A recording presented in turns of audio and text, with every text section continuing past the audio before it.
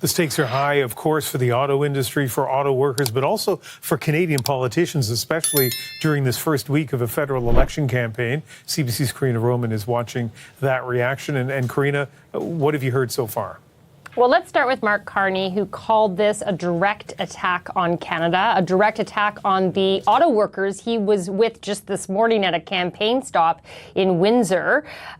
He said he's now changing his plans from what he was going to do on the campaign and head back to Ottawa to meet with the Canada-U.S. Cabinet Committee.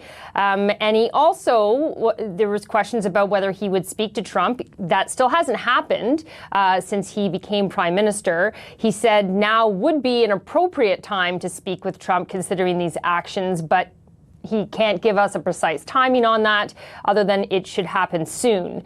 On the essential question of how today's announcement will impact Canada, because everything is still so murky, he's not any clearer really than the rest of us. Have a listen to what he had to say. We do not yet have the executive order.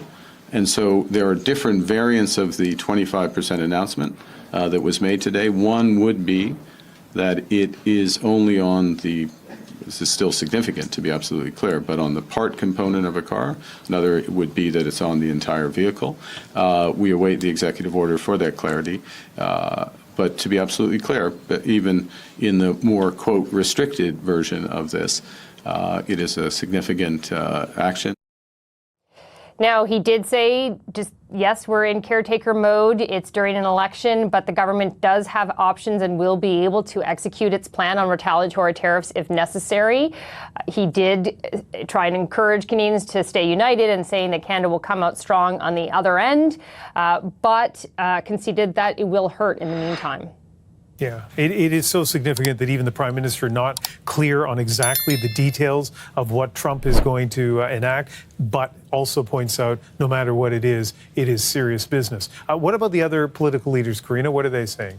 Well, Conservative leader Pierre Poilievre also called it an attack on the best friend that the U.S. has ever had, said they were unjustified tariffs. And then he took the opportunity to try and speak directly to workers, especially those that will be affected. So have a listen to what he had to say. We speak to the workers in the auto sector. You're afraid right now. You're anxious. You wonder how you're going to pay your mortgage or put food on the table. Canada will be there for you. We will be there for you. We will ensure that you have income replacement to put food on the table and money in your bank account.